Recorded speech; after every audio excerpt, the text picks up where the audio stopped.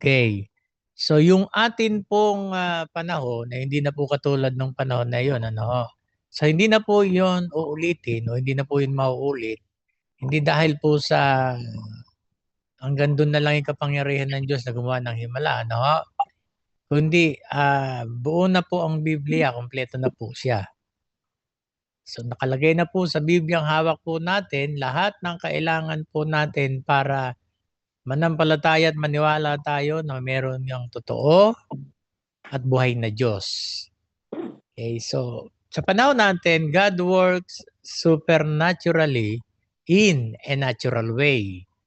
Pag sinabing supernatural kasi, only God can perform that act. Halimbawa, so di ba nakita natin o nakita ninyo yung sa lesson na meron dalawang nature ang Biblia. Divine dahil kasi salita ng Diyos, human dahil kasi ang ginamit ng Diyos ay ang mga tao.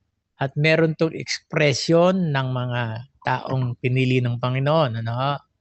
O kaya dito natin ngayon makikita na kailangan talagang i-interpret natin ang Biblia o ang salita ng Diyos. So bago po tayo magpatuloy, inanyayahan ko po ng lahat po ay yumuko at pumikit para po sa isang panalangin. Aming Amang nasa langit, sa pangalan ni Jesus, patuloy po kaming nagpupuri, nagpapasalamat sa pagkakataong ito.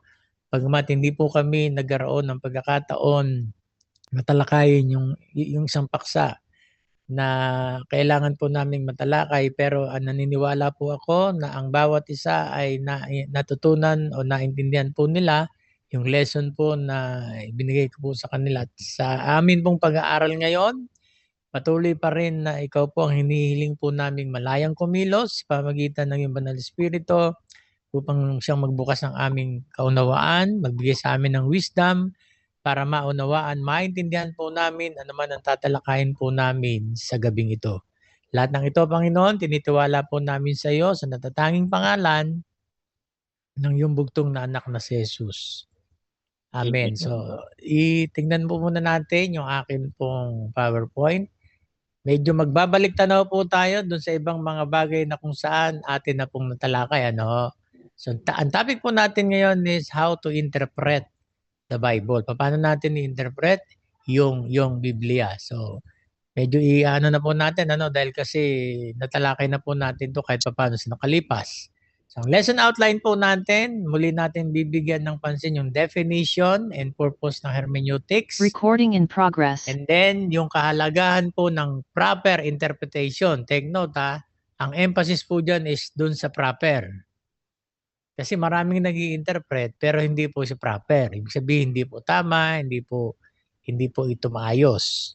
Okay, so practical steps for interpreting scripture. Pag sinabing practical, yung posible at talagang kaya at pwede nating gawin. Ano po? Unang-una, tayo po ay nilikha ng Diyos ayon sa kanyang wangis. Yung wangis na yon hindi po ito spirit dahil kasi ang Diyos po ang spirit, hindi nakikita. Tayo po ay mayroong flesh and blood. So yung wangis na yon ay yung intelligence. Na bahagi na meron ang Panginoon na binigay po sa atin o in-impart sa atin. Yun nga pong intellect, yung ating kaisipan. Ano? Kaya kailangan din po natin gamitin ito. Sabi po ng Proverbs chapter 3 verse 5, wag nating panghawakan lang yung ating kaisipan, kundi knowledge natin ng Diyos, ibig sabihin yung ating karunungan, so gamitin natin ng may kaayusan under the guidance ng Diyos sa pamamagitan po ng Espiritu Santo. Kaya meron pong human part and then meron pong tinatawag na divine. Pag sinabing divine, yung bahagi ng Diyos at nagkakaproblema tayo hindi sa bahagi ng Diyos. Sa bahagi po natin. Okay, kaya we will try to balance. Ang Biblia nagtuturo po ng tinatawag na balanse. Ano? We need to pray but we need to do our part. So nasusundan po natin. So, totoo po yun, ang Espiritu Santo mag-illuminate ng tinatawag na salita o ang magbibigay ng tunay na kahulugan sa papaanong paraan. Ito po yun. Gagamitin natin ang hermeneutics. Excuse me po, merong babara sa aking lalamunan. So, definition ng hermeneutics galing po sa salitang Grego na hermeneuo. Okay, so kung tatalakayin pa natin ng malawak 'yan, eh talagang baka dito lang sa hermeneuo na 'yan ay mauubos po 'yung oras natin, ano ho? Pero ibig sabihin po niyan ay ipaliwanag, i-interpret o isalin. Okay? So kasi ang ating mga salita ay mayroong minsan nagbabago siya depende po sa gamit. Pero kung titingnan po natin, interpret and translate, parang pareho lang siya, di po ba? Kaya nga lang kasi pag tinagalog po natin yan, ay hindi po yan pareho. Okay? Itong translate, isalin. Diba? Translate it in Tagalog. Isalin mo ito sa Pilipino o sa Tagalog. Pero pag yung interpret, ibig sabihin yan ay bigyan ng kahulugan. Tama? O yung explain naman, ipaliwanag. Halimbawa, yung interpretation, binigay mo yung kahulugan, ipaliwanag mo ngayon yung ibig sabihin nung katotohanan na nakita po natin. Okay. Generally, the term can be used to refer to the interpretation of any literary piece of documents. Ibig sabihin, hindi lamang naka-confine sa Biblia ang gamit ng interpretation. Actually, sa secular, ginagamit po ang hermeneutics. Hindi ko lang alam kung ginagamit ang word na hermeneutics. Tama po ba? Okay, so sabi pong ganyan, any literary piece or document kailangang i-interpret o ipaliwanag. It is both the art and science of interpretation. So, iano lang po natin na sort of review. Okay, so perspective about hermeneutics. Bakit siya science? Dahil kasi meron itong principles, meron siyang methods, and meron siyang tinatawag na rules.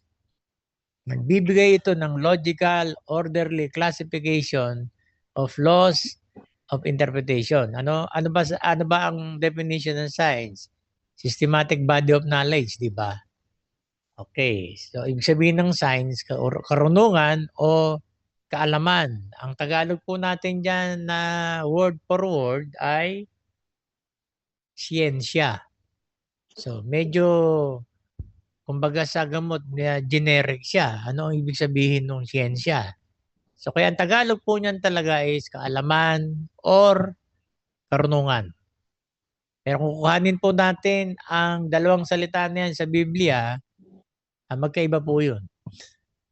Kaalaman yung atin pong nagagather na input o mga details. Yung karunungan, sa papasok doon yung tinatawag na pag in-apply na natin to.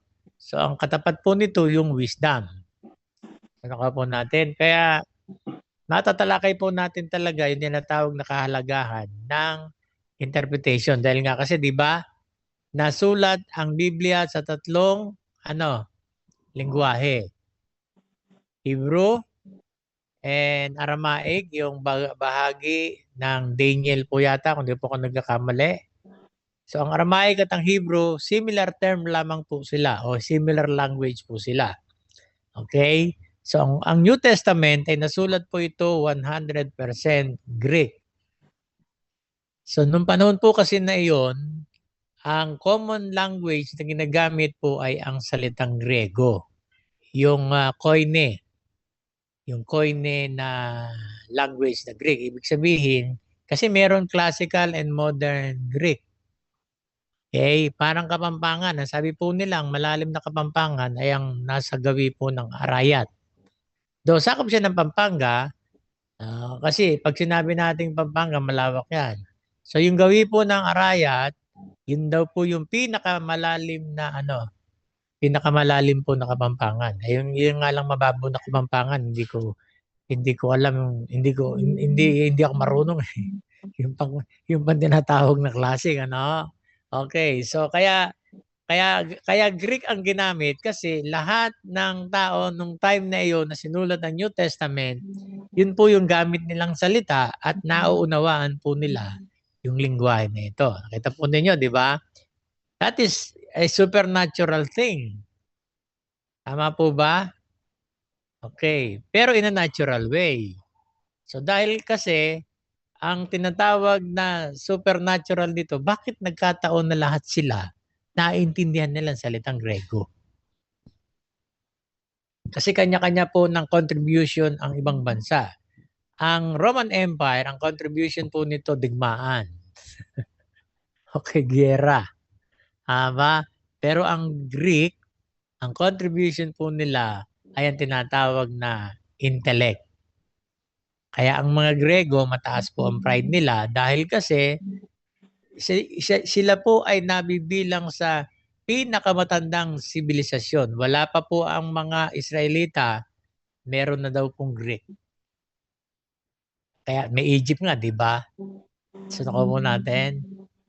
Bakit ko po alam? Ako po nagbarko ng 5 taon. Yung 5 taon na aking pagbabarko, kasama ko po mga Grego. May kasama ang Pilipino, pero may-ari ng barko is Grego. Kaya puro karamihan Greek. Ganun po sila ka, ka kataas. Kasi nga, sila ang isa sa kauna-unahang sibilisasyon. At ang contribution nila ay ang tinatawag na katalinuhan or intellect. Diba karamihan po ng mga philosophers Greek? So nakuha po ninyo? Okay. Kaya yun yung supernaturally in a natural way. So nakuha po natin. Okay. Bakit siya tinawag na art? Because nangangailangan niya ng skill and wisdom. Tama? Nangangailangan siya ng skill and wisdom at meron siyang tinatawag na instruction and practice. Kaya yung atin pong rules ng interpretation, that is part ng art. Kailangan natin ng skills, di ba? Okay, so meron tayong tinatawag na learning domain. Yung ating head, yung ating heart, emosyon, and then yung ating kamay, ibig sabihin yung ating paggawa o pagkilos pagdating sa bagay na ito. No? So it is a it is a spiritual act dahil kasi salita siya ng Diyos at pero hindi lamang ito patungkol sa ating spiritual na pangangailangan. Meron tayong katulad na sinabi ko po kanina, ang Biblia po o ang Diyos ay nagtuturo ng balanse. Kaya kung kukahanin po natin yung pag-aaralan yung mga batas, meron po dong social responsibility, meron po dong sa benefit ng ating health o ng mga Israelitas pala, yung immediate na context. Okay, so dahil spiritual po ito, so napakahalaga ng dependence natin o ang pagtitiwala natin sa tinatawag na malayang pagkilos ng Espiritu Santo. Okay, so all literature must be interpreted. Yung legal documents. Yung constitution natin, okay, tayo po sa Assemblies of God, lagi ko pong sinasabi sa ating mga district officials na kasama ko po. Sabi ko, ang ating bylaws sa Assemblies of God, kinakailangang i-interpret or ipaliwanag. Kasi kung titingnan lang yung tinatawag na kung ano yung nakasulat, so meron pong proper na explanation pagdating dito. Kaya nagkakaroon ng problema dahil kasi binabasa lang ito kung ano yung ating nababasa. So ganyan na naging problema ng mga saserdote, ng mga pariseo. Okay? Letra por letra nilang tinake ang tinatawag na kautusan. Okay? So naging pabigat po ito sa mga taong kanilang nasasakupan. Nakalimutan nila, there is a spirit behind the law. May espiritu po sa likod ng batas na binigay ng Diyos. Okay, sabihin may purpose. Meron dapat na tignan na hindi lamang puro letra. Alam po ninyo kung ano yung spirit behind? Love and righteousness. Mahal ng Diyos ang bansang Israel kaya binigyan niya ng tinatawag na panuntunan na dapat sundin para hindi sila maligaw. Ang problema, yung mismong mga pinagkatiwalaan ng kautusan, sila po yung unang-unang lumalabag. Itinuturo nila sa mga tao, gusto nilang ipatupad sa mga tao, pero sila mismo hindi nila ginagawa. So po natin, yung scholarly books, ibig sabihin yung mga textbooks. Okay, sino ba ang teacher po dito? May teacher dito, alam ko eh. Okay, so hindi mo basta-basa, sige, basahin mo yan. Tapos magbibigay tayo ng exam. Kinakailangan ipaliwanag yung laman nito. Kasi kapag ka ganun, magiging yung tinatawag na bookies, kung ano yung nakasulat, yun yun. So dapat ipaliwanag po yun. Research papers, kinakailangan po siyang i-interpret. So, scriptures, ibig sabihin yung kasulatan. Kaya nilagyan ko po siya ng biblical hermeneutics. Kasi technically, ang hermeneutics ay hindi po siya religious term. Okay? Technically, hindi siya religious term. Siya po ay ginagamit secular. Ibig sabihin ng secular, non-spiritual na bagay o pag-aaral. So bakit po nilagyan ng biblical hermeneutics? Kasi salita ng Diyos ang ating i-interpret. So kailangan biblical tayo. Pag sinabing biblical, kung ano yung nasa Biblia, yun ang susundin at ang ating i-apply. Okay, nasusundan po natin. Okay, fiction. Kung kayo po ay pamilyar sa series ng The Lord of the Rings, and yung The Chronicles of Narnia, sabi po nila ang Chronicles of Narnia ay based on biblical account. Okay? So, ang Lord of the Ring, ano nga ba ang istorya po nito? Actually, noong una, nahirapan akong paintindihin yan eh. So, inulit ko na lamang po uli yung tatlong niya, doon ko lang siya naintindihan. Okay? So, pero kung titingnan po natin, meron nga pong bahid ng biblicality ang The Chronicles of Narnia. Okay? So, yung mga pantaserye, kung titingnan po natin, katang-isip po yan, pero ano ba ang gustong ipakita ng may akda nito o sumulat nitong pantaserye yan o yung science fiction? Okay, so meron siyang tinatawag na intensyon o layunin kung bakit niya ginawa ito. So, doon papasok ang tinatawag na interpretation. Kasi nga, di ba, kahit na legal documents, ay kahit fiction yan, we need to interpret. Okay? So kung kayo po'y nanonood ng tinatawag na Chronicles, yung Encantadia, kung papansinin po ninyo, may bahid din po yan ang tinatawag na pagiging biblical. Okay? Di po ba yung isang sangre, kinailangan niyang pumunta sa tinatawag na mundo ng mga tao para doon isilang yung magiging tagapagligtas ng Encantadia. Ba? Okay. Di ba ang Panginoon, bumaba siya sa lupa para dito siya isilang para maging tagapagligtas ng mundo. So, pantaserye yun ha? Pero, meron ba silang connection? Meron. Kasi yung pagpipreserve, maging yung katulad ng pagpipreserve kay Moses, di ba? Dahil pinapapatay ng paraon yung tinatawag na mga sanggol, may sisilang. Bakit? Kasi alam nung paraon na sa mga Hudyo manggagaling ang magpapalaya sa kanila. So anong ginawa nung nanay ni Moises? 'Di ba pinaanod siya sa kanyang kapatid at hanggang hindi nakikita ni Miriam na siya ay makukuha ng anak ng paraon, siya ay hindi siya iwanan. Nung nakuha na, iniwanan na niya. Nung marinig ni Miriam na nangangailangan ng tagapag-alaga, ito pong kanyang kapatid na pinaanod, di ba piniresinta niya mismo ang kanyang nanay. Kaya lumaki si Moises na alam niya ang plano ng Diyos sa kanya. So, nakuha po natin. Okay.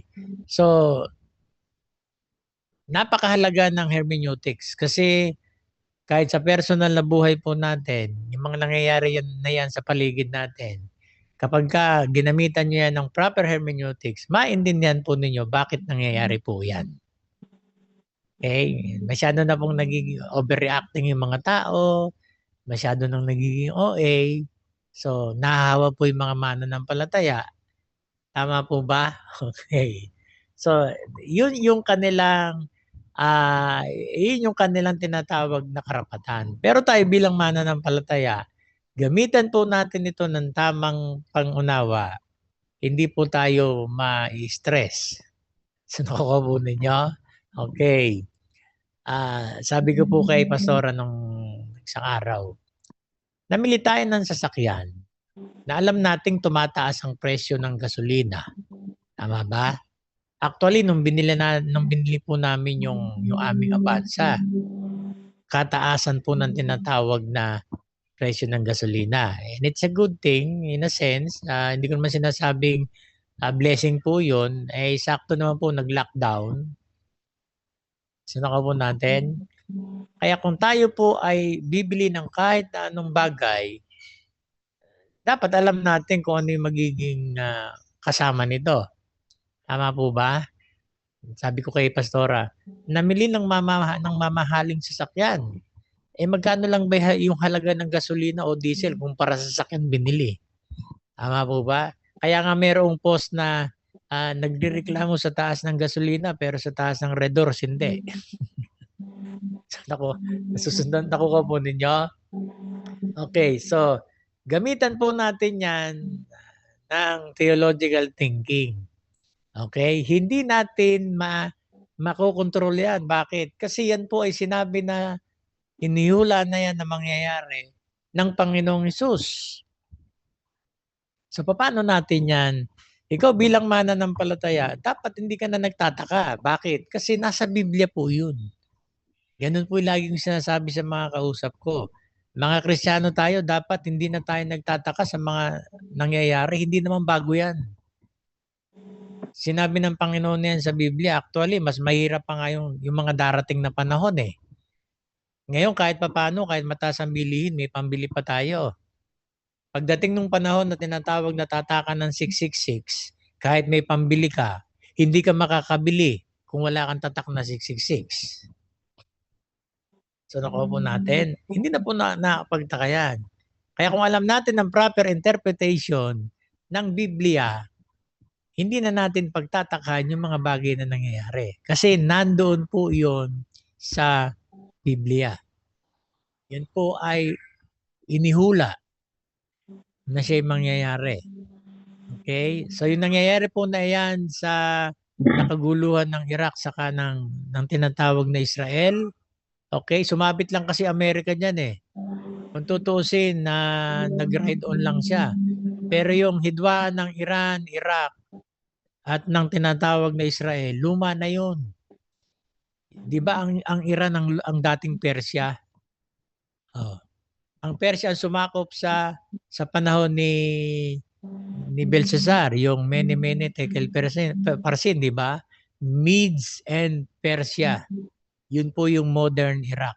So hindi na Iran pala, sorry. Hindi na po bago 'yon. Yung Babylonia na nakatago siya ngayon somewhere sa modern Iraq. Hindi ang Iraq pero malapit siya sa modern Iraq. Okay? Kaya ano man ang nangyayaring kaguluhan sa Middle East, hindi na po bago 'yun. Okay? Yun po ay nangyayari na nung panahon pa ng lumang demand. Okay? So, that's why we need hermeneutics. Sa biblical example, hindi lamang basta binabasa, kundi pinapaliwanag. Nehemiah chapter 8 verse 7, di ba? Sabing ganyan. Hindi ko na babasahin yung mga mahabang pangalan na yan. Kaya na lang po bumasa pag binigay ko po sa inyo to. No? So, sabing ganyan, instructed the people in the law. Okay, instructed. Ibig sabihin, tinuruan. Hindi po binasahan, kundi tinuruan. Okay? Ibig sabihin, yan ang biblical foundation ng hermeneutics. Ibig sabihin, meron siyang tinatawag na pinanggalingan o meron siyang tinatawag na halimbawa na talagang kailangan natin i-interpret ang Biblia. Bakit? Kasi nga ito pinaliwanag, in-instruct, di ba? Itong Nehemiah chapter 8 verse 8, binasa po yung aklat ng batas o ng kautusan ng Diyos at ito ay ginawang klaro at binigay ang kahulugan nito sa mga tao para ito'y kanilang maunawaan. So ibig sabihin, doon pa man, meron ang tinatawag na ginagamit ng Panginoon na marunong mag-interpret para ipaliwanag sa mga tao yung ibig sabihin ng kautusan. Tama po ba? Ito na lang, giving the meaning. Ibinigay ang kahulugan. So bakit natin ginagamit ang hermeneutics? To draw out the meaning dun sa talata na atin pong pinag-aaralan. So, another example. Okay? Dali lang po.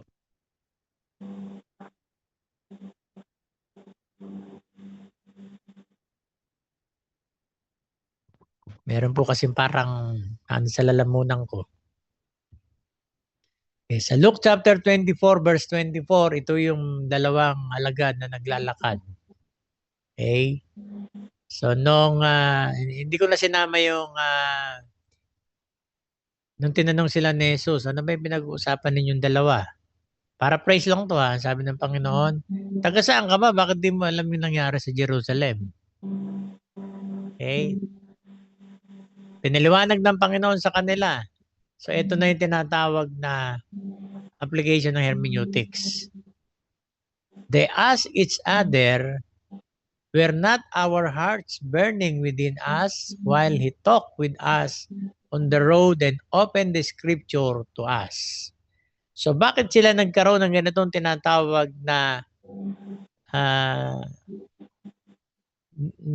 damdamin sa kanilang puso?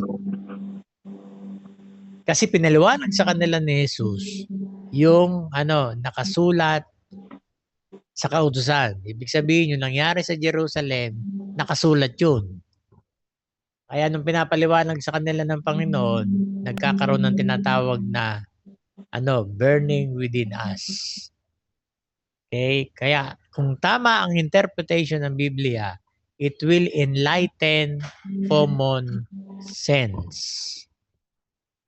That is the purpose ng hermeneutics, to enlighten common sense para maliwanagan yung ating tinatawag na kaisipan. Kapag ka naguluhan, ibig sabihin hindi tama o maayos yung pag-i-interpret. Tama po ba? Dahil kasi silang dalawa nung pinapaliwanag ni Jesus, were not our hearts burning within us? Okay, the disciples on the road to Emmaus needed someone to explain the meaning. And they were so blessed. Bakit? Yun mismong pinag-uusapan nila ang nagpaliwanag sa kanila dun sa hindi nila maintindihan. Nakuha po natin. So, kailangan talaga natin ipaliwanag o interpret para nang sa ganon, mapaliwanag natin o magbigyan natin ng kaliwanagan yung mga taong hindi nila alam ang katotohanan. Tama po ba? Okay. Kasi sino po magpapaliwanag sa kanila? Siyempre tayo po na nakaalam na ng tinatawag na katotohanan, lalong-lalo na natutunan na po natin kung paano interpret ng tama at maayos ang salita ng Diyos. Kaya the responsibility and the accountability ay nasa sa atin na. Kaya hindi natin sila pwedeng sisihin kung ganun po yung kanilang pananaw sa salita ng Diyos. Hindi natin sila pwedeng sisihin kung bakit ganon ang kanilang ugali. Bakit? Hindi po nila alam ang katotohanan. Tama? Ibig sabihin, katotohanan nakapaloob sa Biblia. So, nakuha po ninyo. Okay. So, next, purpose of hermeneutics. Una, discovering the author's intended meaning. Diskubrihin natin yung talagang intensyon o yung nais ipakahulugan ng author o nung sumulat. Halimbawa, si John. Sa palagay po ninyo, ano ba ang kanyang intended meaning? Ano ang ibig niyang ipakahulugan doon sa aklat na sinulat niya? Ibig sabihin, yung gospel na patungkol sa buhay ni Jesus, yung kanyang paghihirap, yung kanyang kamatayan sa krus, at yung kanyang pagkabuhay na maguli. So ang tanong natin is why? Bakit? Bakit kailangan nating i-discover ang intended meaning ng author? Dahil kasi ang tunay na kahulugan ay nakasalalay sa ano ang nais na i-communicate o anong nais sabihin nung sumulat, hindi yung kung ano yung ina-assume natin. Okay? So, okay lang na naging parang sirang-plaka po tayong paulit-ulit, ano? Kasi we need to master yung pinag-aaralan natin. Mamamaster lang po natin yan kapag inulit-ulit po natin. Okay? Actually, kung talagang titingnan po natin, hindi naman kinakailangang umabot tayo ng 18 weeks. Nakuha po ninyo? Kaya lang, siyempre, marami pa tayong kinakailangang malaman at matutunan para talagang maintindihan po natin ang tamang pag-interpret. Kasi kailangan po talaga yon. Sinuka po natin. Kasi di ba sabi ko sa inyo, huwag niyong itatanong na, o huwag niyong sasabihin, siguro ito yung ibig sabihin nito. Pag kayo po ay nakaka-encounter, kahit na hindi po mahirap na verse sa Bible, basta kayo po ay nag-aaral ng salita ng Diyos, either one verse lang yan, basta wag nyo lang ihiwalay sa full context niya. It's okay. Ang pinaka magandang tanong is, ano kaya ang ibig sabihin nito? Dahil diyan nagsisimula ang illumination. Asking the right question. Not assuming na yun ang ibig sabihin nito. Okay, so practical steps, mga akbang na posible o pwede natin gawin. Identify the author and the original audience. Halimbawa, yung Matthew. So very clear, di ba? Very obvious. Si Matthew ang sumulat nito. Pero sino ang original audience niya? O ano ang mga original audience niya? Okay? So dahil kasi, pinakita niya ang genealogy ni Jesus, okay, sa part ni Abraham and then sa part ni King David. So ibig sabihin, ang kausap niya, ang immediate audience niya ay mga Hudyo. Mga Hudyo. Kasi nga, ang pinakilala niya si Jesus na the son of Abraham and the son of David. The son of Abraham, di ba pinangako sa kanila ang Mesias na magagaling kay Abraham. So pinakita doon na si Jesus ay galing kay Abraham. Ang lahat ng bansa ay pagpapalain dahil sa iyong binhi. What kind of blessing ba yun? Yung kaligtasan yun. Po ba?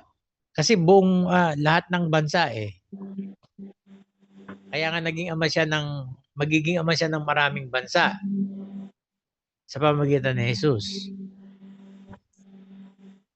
Spiritually, kasi yung mga ibang Bible scholars medyo malikot din ang guni-guni.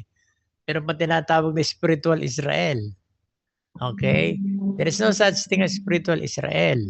Sabi ng Biblia, ang nanampalataya kay Jesus ay magiging binhi ni Abraham. So, ayun na yun. Sa pamamagitan ng pananampalataya, ibig sabihin na magiging binhi ni Abraham, mabibilang dun sa mga maliligtas na nanampalataya kay Jesus. At syempre, yung kinakailangang ipamuhay, yung kanyang pinanampalatayanan. So, nakuha po natin. So, unawain natin ang historical and cultural setting of the text. Halimbawa, Ito, nirehearse ko na kanina to eh. Kaya lang, nung nirehearse ko po itong haba. Pero iiksiyan ko na lang. So yung Matthew 13, para hindi na ako mahirapan mag-isip, yun na lang po yung ano ko sa inyo. Kung kayo po yung nandoon sa audience, maaaring isipin niyo siguro magtuturo si Jesus patungkol sa pangingisda. Bakit? Kasi nakasakay siya sa bangka, di ba? Tapos yung bangka nando sa medyo malapit sa pangpang. Nasaan yung mga tao? Nandoon sa pangpang. Okay? So nung tinuro ni Jesus ang Matthew chapter 13, yun ay intendidong-intendido ng mga tao. Bakit? Kasi yung likuran ng mga taong nakikinig sa kanya, taniman. Bakit ko po nasabing intendidong-intendido nila? Kasi ang kanilang kabuhayan is agriculture. Tama ba? Okay. Ini-interpret po natin ang Biblia, yung Matthew chapter 13, na yung mga lupa ay binhi. Ay mga lupa na nahulugan ng binhi ay ano? Salitan ay puso ng tao. So, yung ating tinitingnan application ay yung literal na ibig sabihin. So, tingnan muna natin yung literal. Then, doon natin tutuklasin ano ang gustong sabihin ni Matthew nang isinulat niya itong Matthew 13 na tinuro ni Jesus. Okay? Kung titingnan natin, sabi nga nung nabasa ko, parang reckless yung nagtanim eh, 'di ba? May nahulog sa daan, and then merong sa dawagan, meron sa batuhan, at meron sa matabang lupa. Okay? So kung di natin titingnan ang kultura, hindi natin maintindihan. Okay. So ito ibig sabihin yan. Pareho ba ang modern na pagtatanim sa ancient na pagtatanim? Paano tayo nagtatanim ngayon? Paano sila nagtatanim? So importante 'yon. 'Di ba? Ang ancient farming sa panahon nila, yung matagal na panahon, sinasaboy muna talaga ang binhi, saka aararuhin. Kaya pag inararo po 'yon, matatabunan yung binhi. Sa atin inaararo muna. O kaya naman kung sa garden yan, inaasaron muna yung lupa saka magtatanim. Okay? Kung ilalagay kagad natin sa kultura natin, hindi natin maintindihan. Bakit 4 na klase ng lupa ang pinagsakan? Tayo pwedeng sa isang plot, iba-ibang klaseng binhi. Okay, hindi tayo nakakapagpalago ng maayos. Bakit? Kasi nag-aagawan ng ano yun. Sa kanila po kasi, bawat binhi, meron talagang lupa na kung saan doon ito dapat itanim. So, nakuha po natin. So, pinaliwanag ni Jesus yun. Bakit? Merong tinatawag na batuhan, dawagan. And then, merong mataman lupa. Ibig sabihin, kung kukuhanin natin ito, okay, dahil nga kasi meron ng tinatawag na interpretation ng Panginoon doon, ibig sabihin sa Israel, meron pa rin talagang mga tao na yung puso handang tumanggap sa salita. O, interpretation na yon, di ba? Okay. So tingnan natin, sapat ba na mataba ang lupa na talagang tutubo at mamumunga ang binhi? Hindi, di ba? Hindi. Kinakailangan siyang alagaan. Kinakailangan siyang diligan. Kinakailangan siyang lagyan ng fertilizer sa panahon natin. Hindi natin alam kung nagpe-fertilizer sila noon. So nakuha po natin. So kaya ang ibig sabihin ng unawain natin ang historical and cultural setting.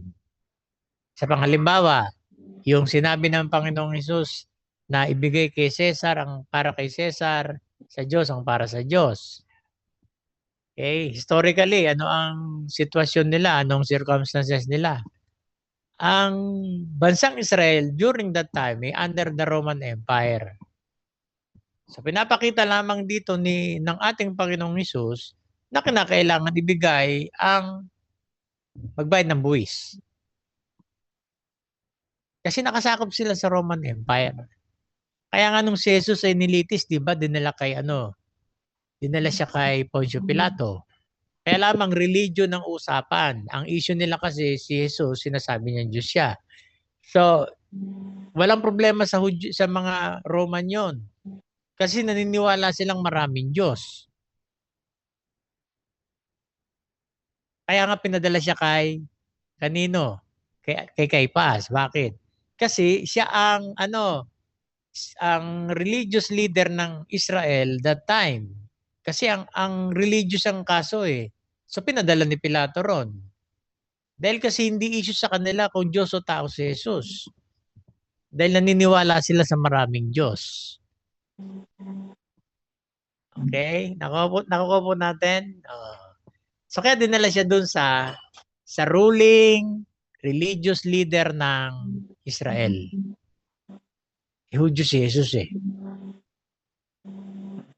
Okay? Nakuha po ninyo? So bakit siya napako sa krus? Mamaya paliwanag po sa inyo yan. Okay? As what was the author trying to say or to convey to the original audience. So bakit niya sinulat yun? Anong gusto sabihin ni Matthew sa mga original audience niya, which is mga Hudyo? So nakuha po natin. Okay. Merong sa gospel na binibigay niya ang paliwanag pagdating po dito sa isang bagay na to. Bakit? Kay Lucas. Kasi ang audience ni Lucas ay mga hentil. So may nababanggit na kultura ng Hudyo, nilalagyan ng open and close parenthesis. Pero sa original manuscript, wala pong ganun. Okay? Wala pong ganun sa original manuscript. Sa kopya lang na hawak natin. Para maintindihan natin, nilagay na yung ibig sabihin. Okay. Nakuha po natin. Kaya kailangan talaga nating aralin ng original language para maintindihan po natin. Kasi ang Hudyo saka ang Greek almost similar or the same sila. Isang salita, pwedeng dalawa ang kahulugan. Sa ating mga Pilipino, kung ano yung salita, yun na yung ibig sabihin nun. Hindi na siya mababago. Okay, bridging cultural and historical gaps. Parang kanina sinabi ko po na yun. Pero ito, titignan po natin. Ano yung ibig sabihin ng historical gap? So, the Bible was written in a different time, iba't ibang panahon. So, natatandaan ninyo yung pagitan ng pagkakasulat ng bawat aklat? Not less than 1,500 years. Iba't ibang panahon. Tingnan po ninyo yung gap. Hindi yung isang taon lang lumipas. Kundi not less than 1,500 years. Eh yun lamang pong 500 years na lumipas. Ang tagal-tagal na po nun. Ang haba na pong panahon nun. So, meron ng tinatawag na historical gap. Kasi yung sitwasyon po nung panahon halimbawa, yung panahon ni Isaiah, hindi naman na ganun din yung panahon nung kay Jeremiah. So, nasusundan po natin. Okay. So, sabi nga dyan, was written in a different time which carries with it a totally different environment. Okay. Last Sunday, nagkaroon po kaming magkakabatch nung high school ng reunion. Okay. So, meron pong isang umatendo na first time lang umattend na nung ako po'y nasa Bulacan, magkababaryo pa po kami.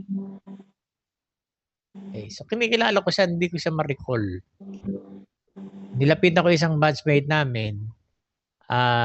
Sabi ko, sino yun? To make the long story short, ano yun? Yung kababaryo ko pala, tinawag niya. Nung nilapitan, na magkaharap na kami, hindi niya rin ako makilala. Hindi niya matandaan. Sinabi ko lang yung pangalan ng kapatid ko, yung kuya ko. Kasi yun ang mas kilala niya eh. So, Si Arman, oo. Alam po ninyo bakit hindi kami nagkakilala kagad? Kasi 46 years ang lumipas nung huling magkita kami. Then yung Sunday. Nakita po ninyo, 46 years lang yon. How much more yung 1,500 years? So, malaki na ang pagbabago nung lumuwas kami ng Quezon City nung last Tuesday. Sa Quezon City po ako pinanganak. Ang laki na ng pagbabago. Hindi ko na masyadong kabisado. Ang kabisado ko lang po doon yung Quezon Monument. Sa loob po ng UP Diliman ang venue, yung nandun yung church. So, ang natatandaan ko lang doon yung nakadipas sa UP. Maliban doon, wala na. Kasi anong year ba nung ako yung huling nandun? Lumuluwas man ako ng Quezon City sa Word of Hope lang, umaattend ng seminar doon sa church. Sa nakaupo natin, so ilang taon lang ang lumipas. Pero hindi ko na ganun kapamilyar. So kung i-recall ko siya, nare-recall ko, pero hindi ko kaagad siya ganun marirecall. Bakit? Kasi ang tagal ng panahon. Kaya yung hermeneutics, binibridge niya yung tinatawag na cultural and historical gaps. Nagbabago na ang mga sitwasyon, nagbabago na ang mga panahon. Kaya importante po yun para maintindihan natin yung true meaning ng salita. Okay, example, sa New Testament, nung sinabi ni Jesus yung uh, yung yung malibang pasanin ninyo ang yung cross, sumunod kayo sa akin araw-araw, hindi kayo karapat-dapat na maging alagad ko. Okay, tayo talagang palakihan pa ng cross, di ba? Yung pendant. Bakit? Kasi ang thinking natin, cross, si Jesus. Ako po natin. Pero culturally, alam nyo po ba, ang krus kahihiyan sa panahon nila. Okay? So bakit? During Roman rule, crucifixion was a public punishment for criminals and rebels. Kaya nung sinabi ni Jesus na kailangan pasanin ninyo ang krus, ibig sabihin, sa mga nando doon sa harap ng Panginoong Jesus, magtataka yun. Bakit magpapasa ng krus? Kahihiyan nga yung ano. So under Roman rule yun. Tama? Pastor, bakit kung Roman rule yun, Hudyo si Jesus, bakit napako siya? Ayan yung sinasabi ko po sa inyo, pagkilos ng Diyos, hindi natin kayang sukatin. Kasi di ba hindi pumasa ang tinatawag na issue nila na si Jesus ay anak ng Diyos. Bakit? Kasi nga ang mga Roman o mga Romano naniniwala sa maraming Diyos. Kaya nga daming santo at tribulto ng Roman Catholic, di ba? Nakuha po ninyo. At ang doktrina po nila, si Maria naging Diyos. So nakuha po ninyo. Kaya siya nahatulan na ipako sa krus na mangyayaring kalooban ng Diyos. Ginamit ng Diyos yung tinatawag na human imperfection. Bakit? Hindi pumasa ang issue na siya ay tinatawag na siya ay na tawag dito ay Diyos. So, anong sabi sa kanila? Tinuturuan niya mga tao na huwag magbayad ng buwis kay Cesar. Kaya siya napako sa krus. Kasi nilabag niya ang batas do hindi naman niya talaga tinuturo yun. Yun yung kinaso sa kanila sa kanya para maging kapani-paniwala at mangyari ang gusto nilang mangyari kay Jesus. Kaya nung si Jesus sinapako sa krus, okay, tayo ginagamit natin dahil kasi si Jesus. Pero nung si Jesus pinako sa krus, siya'y nabilad sa isang napakalaking kahihiyan. Bakit? Kasi rebelde ang labas niya. At treason, ibig sabihin, taksil sa bayan. So, what's the point? Ibig sabihin, tayo bilang mananampalataya, okay, kinakailangan nating dalhin lahat ng nakapaloob sa tinatawag na ating pananampalataya.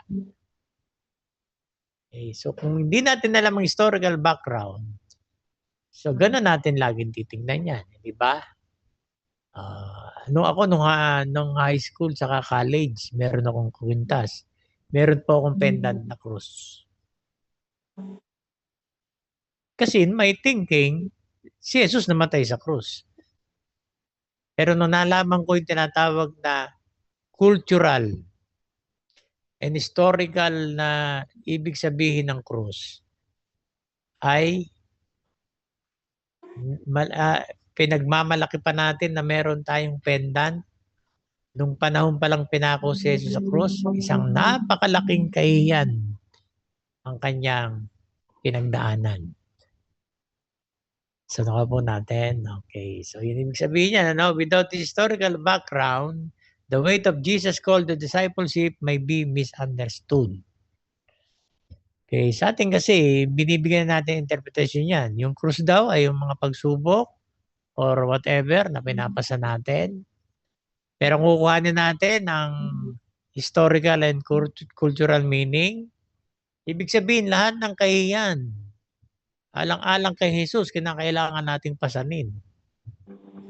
Kasi nga, kahihiyan nga yung kahihiyan nga yung tinatawag na krus sa panahon nila. So, nakuha po natin. Ganyan kahalaga ng hermeneutics. Kasi kung di natin titignan yung historical gaps at yung cultural setting na yan, hindi natin maintindihan. So maraming may encounter pa tayo sa Biblia na talagang kailangan alam natin ang kultura ng panahon nila. Hindi lamang kultura ng Israel, kundi lahat ng kultura. Kaya mag-aaral pa rin tayo ng world history. So po natin, world history. O, kaya dyan natin pwedeng makatulong yung tinatawag na AI. O, kasi wala nang mga libro ngayon sa library na na world history. Ewan ko meron pa. So high-tech na nga kasi, ang Biblia nga high-tech na eh. Wala nang nagbibitbit ng Bible na physical eh. Puro na application, nasa cellphone eh. O kaya nasa laptop, di po ba? Kaya maliban po sa paggawa ng sermon, pwede natin gamitin yung tinatawag na artificial intelligence for research. Okay? Siyempre, kung gusto mo malaman yung kultura ng Hudyo, so kung ayaw mo gumamit ng AI, manap ka ng libro, history. So, magtiyaga kang hanapin doon. O kaya kung meron kang Bible Dictionary, meron kang tinatawag na Bible Atlas, meron kang tinatawag na ng concordance, so doon makikita mo na siya. So, nakuha po natin. No? Next, ang kahalagahan ng tinatawag na hermeneutics. Ba't naulit?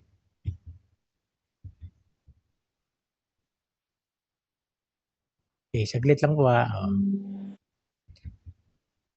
Cultural gap, appreciating customs and social norms. The people in biblical times have different styles and practices which we should be understood first in their own setting before applying them in our time. Isa na namang halimbawa. Pag hindi natin tinignan ang kultura, hindi natin maintindihan. Yung Good Samaritan. Ang cultural context nito, sa pagitan ng Hudyo sa kanang Samaritano ay napakahalaga. Kung bakit iniwasan ng mga saserdote, yung mga religious leader na dumaan, yung tinatawag na halos mamatay na siya. Bakit? Kasi ang Hudyo, hindi sila nakikihalubilo, hindi sila nakikialam sa hindi Hudyo. Okay, meron silang tinatawag na hidwaan. Doon ang Samaritano ay merong mixture ng Hudyo. Nalahian na ang ibang bansa, ibang nasyon ng tinatawag. Ibig sabihin, may lahing Hudyo po ito. Kasi nagkaroon na ng tinatawag na mixed marriage. Kapag ang titignan natin, sa Israel, kahit na meron kang dugong Hudyo, basta may halo ka na, hindi ka nila kikilalanin. Kasi nga, maliban sa tinatawag na lahi, yung religion o yung pananampalataya, nagbabago na. Okay? Ano yung mga dumaan? Di ba mga Hudyo, mga religious leaders? O hindi na nga nila, iiwasan nga nila yun. Bakit? Kasi yun ang nilang tinatawag na kultura. Ang mga Hudyo hindi nakikialam sa tinatawag na mga hindi Hudyo. Sa po natin? Okay. So recognizing this cultural animosity highlights the radical nature of Jesus' teaching about love and compassion across social divisions. Si Jesus, binreg niya ang kultura, binreg niya ang barrier ng mga tao. Okay? So what's the point? Pipiliin mo ba ang tao na tutulungan mo knowing na nakita na nila na kailangan ng tulong? That's the point. So po natin. So kung di natin alam ang kultura na yan, medyo marami tayong magiging ilalagay na kahulugan sa Good Samaritan. Bakit siya naging Good Samaritan? Di ba? Ang laking sampal yun sa mga Hudyo. When it comes to culture. Tama ba? Okay. Kasi hindi kilala yung binugbog, di ba? Sinabi ba kung anong lahi yung binugbog na halos mamatay? Hindi. So mo natin, dalawang Hudyo na religious leader ang dumaan, di pinakialaman. Isang Samaritano na ang tawag ng mga Hudyo ay aso. Ibig sabihin walang kwenta. Ang tumulong doon sa nangangailangan na hindi niya sinino kung sino ito. Kaya tinawag siyang Good Samaritan. Kung ikaw ay Hudyo, hindi ba ang laking insulto sa iyo noon? Culturally. Oo. Kasi nga, para sa mga Hudyo, walang kwenta ang Samaritano. Pero si Jesus, tinawag niyang mabuting Samaritano. Bakit? Kasi hindi niya pinili hindi niya sinino yung tao. Tinignan niya, nangangailangan ng tulong, tinulungan niya. So, kayo na ang bahalang maglagay ng application sa panahon natin. Pwede niyo ipasok ko dyan yung tinatawag na love your enemies. Nung minsan nagturo na ministerial ethics yung lesson nun. Yung isang estudyante siguro hindi niya napigil. Nag-react siya. Pastor, paano ko ba namang mamahalin yung ninanakawan ako? Ano po ba sabi ng Biblia? Sa malumanay na pagsasalita, mahalin mo ang iyong kaaway. Ako po natin. Okay, so ano ang gustong sabihin ni Jesus doon sa mahalin mo ang iyong kaaway? Kayo, meron na kayo naisip? Simple lang po yun. Pag namahal natin ang kaaway natin, sino pang tao ang hindi natin kayang mahalin? Dahil kasi kaaway natin, namahal na natin eh. Sino at anong klaseng tao pa ang hindi natin kayang mahalin? So, nasusundan po ninyo? Okay. Kaya ganun kahalaga na dapat tingnan natin yung cultural gap, appreciate natin yung custom and social norms nila. Di ba nung si Jesus nakipag-usap dun sa babae sa Samaritana? Okay? So, kumbaga, double job party si Jesus dun. Ibig sabihin, dalawa ang nilabag niya. Kinausap niya yung Samaritana, tapos babae pa. Dahil sa panahon nila, ay bawal na makipag-usap ang Hudyo sa mga Samaritano, lalong-lalo na sa babae. Si Jesus hindi, kinausap niya eh. So, binibreak niya yung barrier. Alin ba importante? Yung kalooban ng Diyos o yung kung anong lahi ito? So, nakuha po natin. So, maraming binrake na tradisyon si Jesus. Dahil kasi tradisyon lang ito ng mga tao na hindi galing sa Diyos. So, katulad nun. Okay? Kasi nga, yung sinabi niyang mahalin mo yung kaaway, ang laking ano na nun, setback na yun sa mga Hudyo. Nakuha po natin. Kasi kahit na makipag-usap, hindi nila kinakausap ang hindi nila kalahi. Samantalang si Jesus, lahat ng lahi kinausap niya. Di ba sabi nga sa kanya, kung mabuting tao yan, bakit nakikisama siya sa mga ganyang klase ng mga tao, ng mga magnanakaw, mga mamatay tao?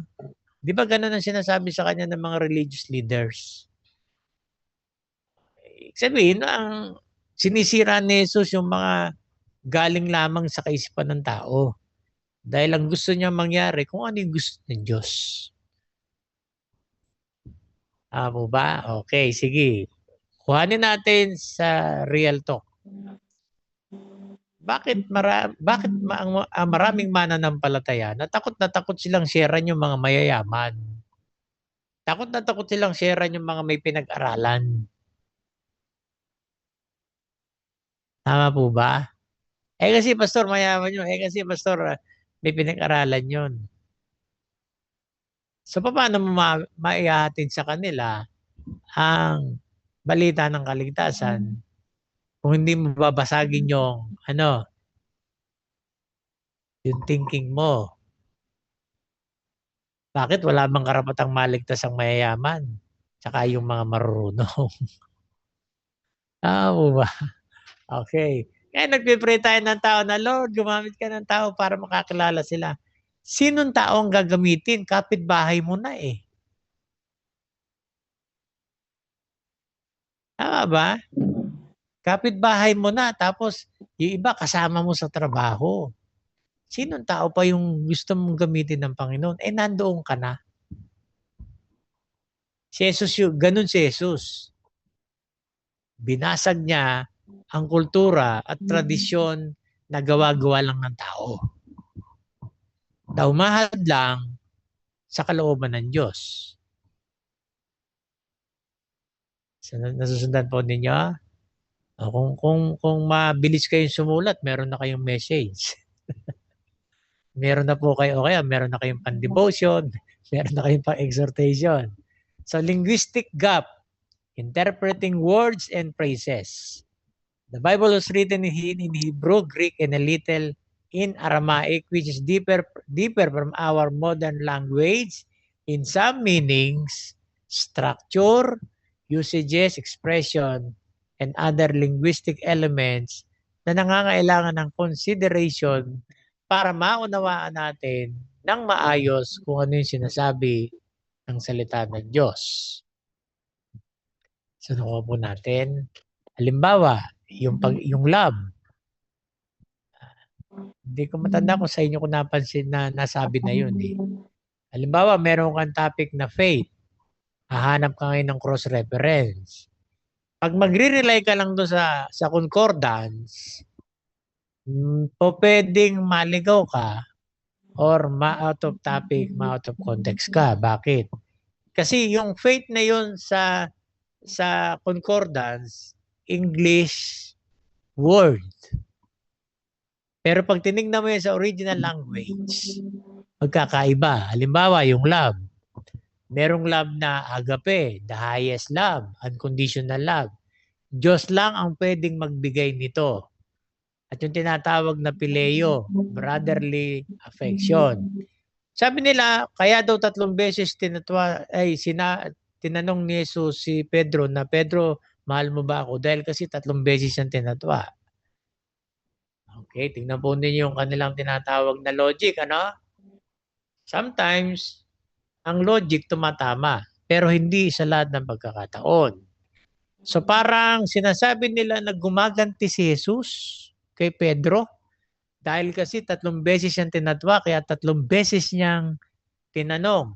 Okay, ito yung dahilan kung bakit 3 beses. Ang term na ginamit ni Jesus na, Peter, do you love me? Agapao, agape. Ang sagot ni Pedro, Opo, Panginoon, mahal ko po kayo. Ang sagot ni Pedro, Pileo, kapatid lang. Well, walang masama.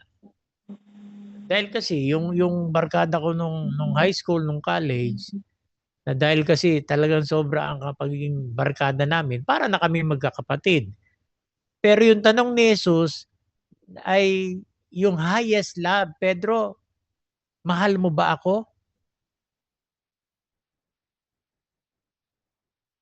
Try to think of it. Ang hinihingi ni Jesus na pagmamahal, unconditional, katulad ng pagmamahal na binigay niya. Eh sagot ni Pedro, Panginoon, mahal ko po kayo bilang kapatid. There's nothing wrong. Pero hinihingi ni Lord ay ang tinatawag na highest form of love, agape. So tatanungin niya uli si Pedro, Pedro, mahal mo ba ako? Eh the same ang question, the same ang sagot ni Pedro, Pileo. Buti na lang nakuha na ni Pedro yung pangatlo, yung tama. Pedro, mahal mo ba ako? Panginoon, alam niyo po yung lahat ng bagay. Eh kung di kaya nakuha ni Pedro, doon sa pangatlo, susundan ba ni Jesus ang panibagong tanong? So kaya napakahalaga ng tinatawag na language. Sa atin kasi pag sinabing love, ayun na yun. Nakuha po natin. Kaya tayo meron tinatawag na dogmatic. So pag sinabing MU, para lang yun sa babae at lalaki. Tama po ba? Mutual understanding. Hindi pa pwedeng maging MU, yung parehong babae, parehong lalaki. Ibig sabihin ng mutual understanding, pareho sila ng pagkakaintindi. Pareho sila ng pagkakaunawa. So nakuha po natin. So, kaya kung titingnan po natin yung tinatawag na salita ng Diyos, kaya napakahalaga na tingnan natin yung original language. Halimbawa sa Old Testament, ang Spirit sa Greek at saka sa Hebrew, pareho. Iba lang ang pagkakapronounce, pareho sila ng meaning. Pero meron tinatawag na pagkakaiba. Kasi ano ba ang context ng Spirit sa Old Testament?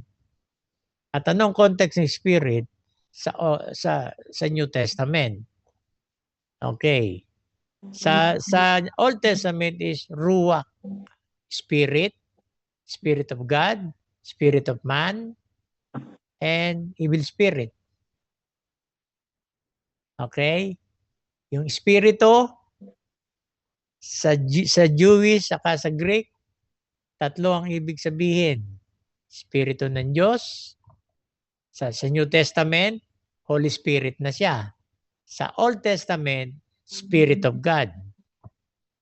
Yun yung progressive revelation. Hindi pa nahayag ang Holy Spirit ng Old Testament. So ang kanyang revelation is Spirit of God. Tama po ba? Okay. Sa atin pag sinabing Espiritu, isa lang. Yung Spirit na hindi natin nakikita, hindi natin nahawakan, hindi tayo kayang hawakan. Pero pag pinag-aralan natin ng Biblia, doon lang natin makikita na may tatlong klase ng Spirit. Spirit of God, the human spirit, and the evil spirit. Pero pag pinag-usapan natin ng pneumatology, Holy Spirit lang yun. Kaya ganun kahalaga ang yung pag-aaral ng original language. So nakuha po natin. Kaya yun yung kahalagahan ng hermeneutics. Kasi nga meron tayong linguistic gap. So marami tayong mga salita na napalitan na ng wikang banyaga. Kasi sa dinami-dami ng mga bansang sumakop sa atin, impluwensya sa atin, meron na tayong mga sarili natin na hindi na natin nagagamit na ibang kultura na nagagamit natin. Okay, anong tawag natin sa pinagkakainan natin? Di ba lamesa? Tama? Lamesa. Salitang Kastila po yung lamesa. Kuhanin mo nga yung silya. Salitang Kastila ang silya, nawala na yung upuan. Silya na siya. Okay, nakuha natin. Okay. Yung iba ang tawag hindi na kuya at hindi na po ate. Diko, saka dika, hindi. Ano yung tawag sa Yung katumbas nung ate sa wikang ano ba yung diko? Shansi ba o shansi? Alam ko yung shansi yung ginagamit sa pagluluto. Okay, nakuha po natin. Oh, yung sa school, yung blackboard. Di Pisara. ba? Nung elementary, ang tawag namin doon, pisara. Oh, later on, naging na siyang blackboard. Anong may isipin, di man blackboard yun. Green. Yun yung tinatawag na na linguistic gap. Kaya tayo, nagkakaroon na tayo ng problema. Bakit? Kasi ina-adapt natin yung sa ibang kultura na hindi akma sa ating tinatawag na kultura. Actually, hindi naman talaga upuan ng Tagalog ng may malalim na Tagalog ang tinatawag na upuan. Okay? So, nakuha po natin. Oh, sa halip na kutsara, kubiertos. So, okay na nasusunod po ninyo. O, libro. Kuhanin mo nga yung libro. Unless na lang kung English speaking. Pakikuha nga yung book. Oh. Ano ba sa Tagalog ang libro? Ang libro. Di ba aklat? Saka pa natin. Okay. Sa kanila, pwedeng isang salita, dalawa ibig sabihin. Kaya pag gumamit ka ng tinatawag na cross-reference, pakasiguro mo na yung halimbawa yung word na faith na topic mo, siguraduhin mo na yung kukunin mong cross-reference sa original language ay katulad ng faith na topic mo. Kasi baka mamaya hindi, malilisya ka na sa tinuturo mo. So, nasusundan po natin. Okay. Kaya nga hindi natawag na ano yung kaiba ng listen saka ng hear. Okay? Are you listening to God's word or are you hearing God's word?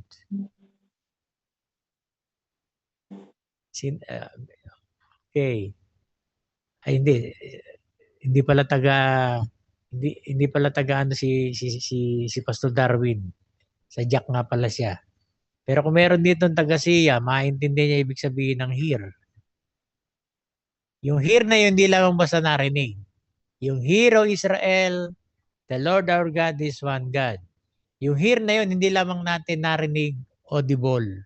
Kundi yung hear na yun, may kasamang intensyon at commitment na susundin natin ito. Okay? Yung iba, they just listen, but they did not hear. So, nakapo natin. Kuhanin natin sa original language. Ibig sabihin nun, obedience, yung hear. May kasamang pagsunod.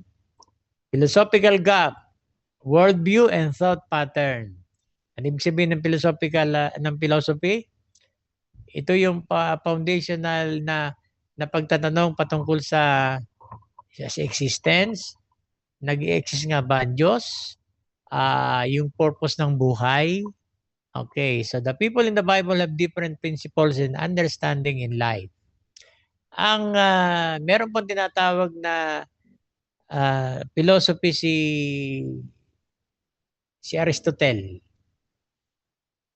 na ang buhay ang purpose ng buhay ay maging masaya. Philosophical view yan. Yan ba ang philosophical view ng Biblia. Okay, so ang perspektibo ng mga tao, ang pagkakaunawa nila sa buhay ay hindi pareho. Yung concept ng universe. Pag sinabing worldview, ano yung pananaw nila sa mga Muslim? Paano nila tinitingnan ng mundo? Aksidente. Yung tinatawag na Big Bang. Okay? Yung mga atheist, tinitingnan nila ito na wala lang, nandyan lang yan. Kasi hindi sila naniniwala na nag-iisip ang Diyos. Pero kung titingnan natin at the back of their mind, naniniwala silang may Diyos. They just denied. So that is their philosophy. Diba? Paano ko paano ko nasabing naniniwala sila sa Diyos? Paano nila na di-deny ang Diyos? We cannot deny anything that cannot exist.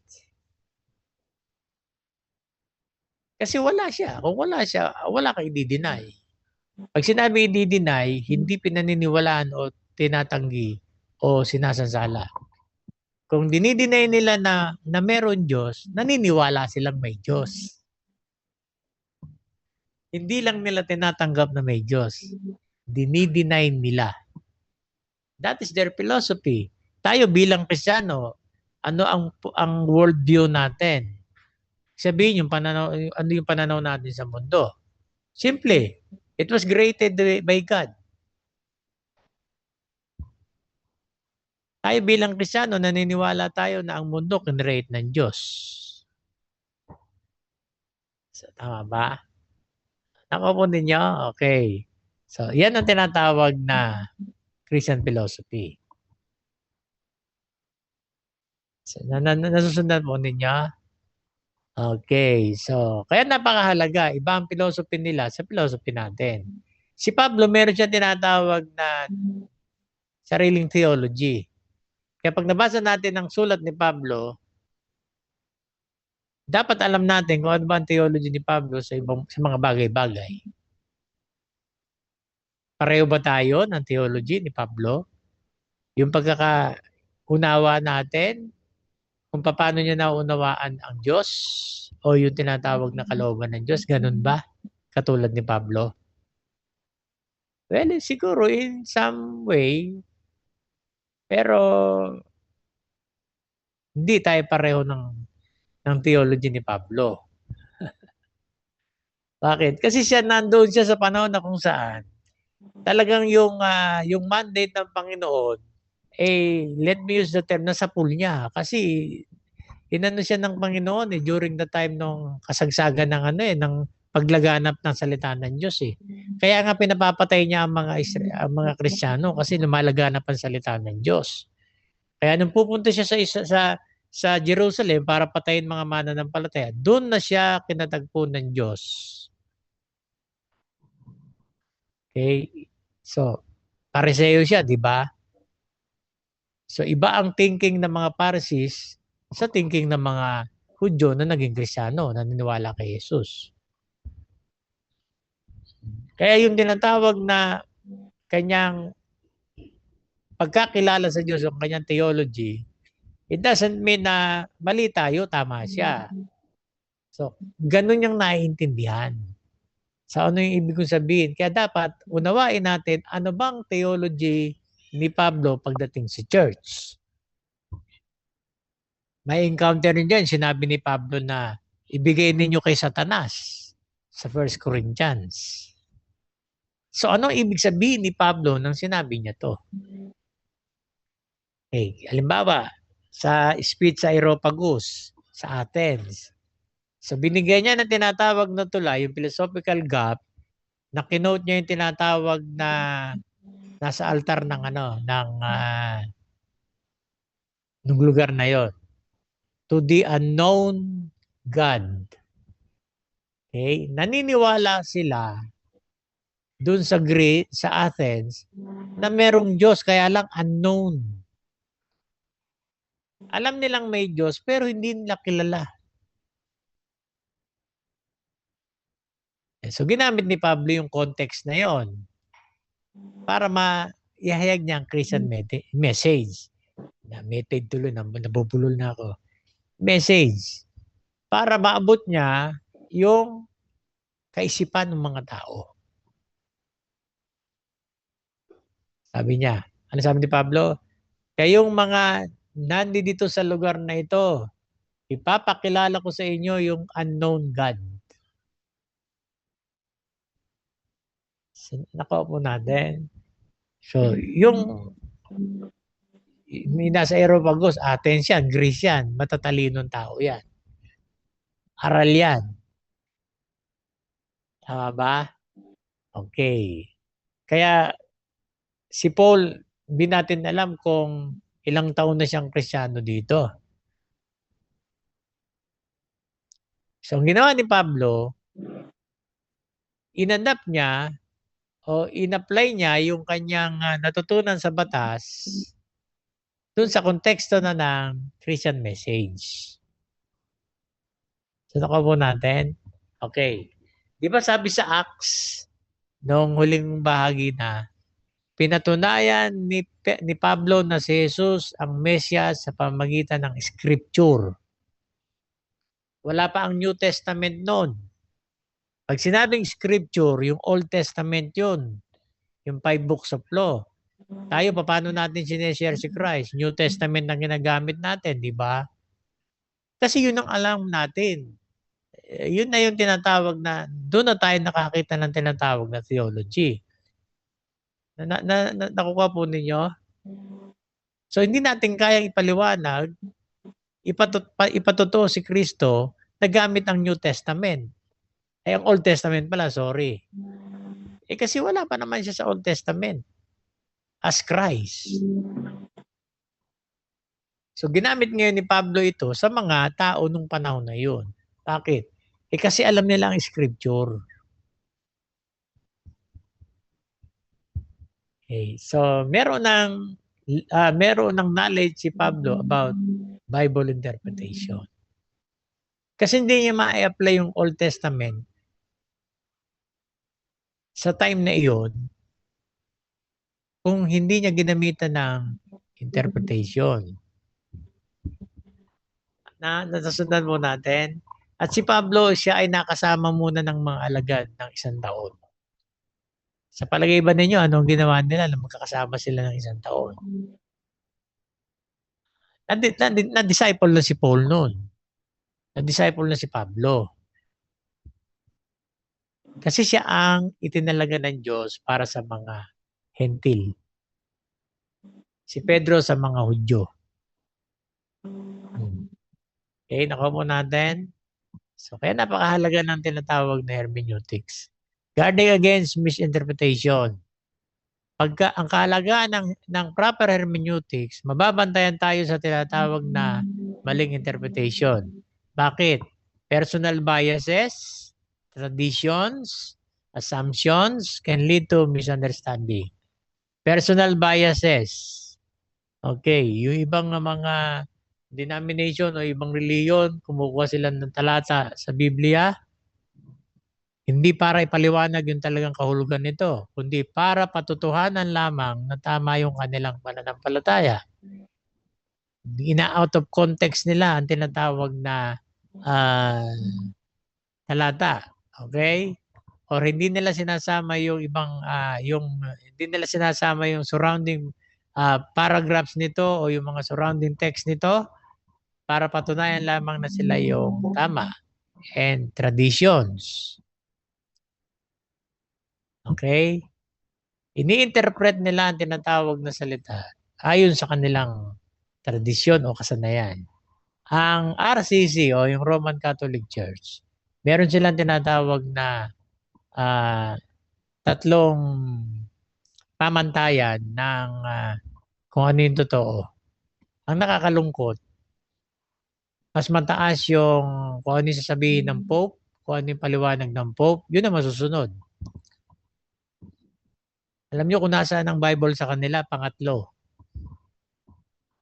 Pag nagka-problema ang tradisyon at ang salita ng Diyos, titingnan nila yung kanilang tradisyon. Pag hindi talaga nagkaroon ng pagkakasundo yung tradisyon sa Biblia, kung ano yung sasabihin ng Pope, yun ang susundin. Okay?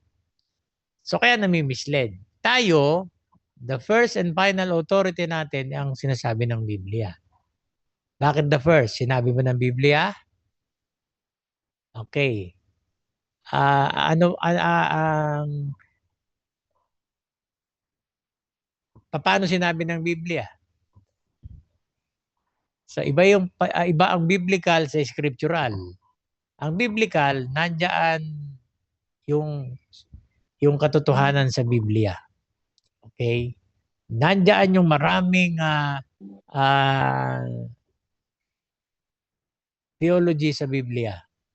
Okay? So hindi po ako nanunilig sa example lamang po ito.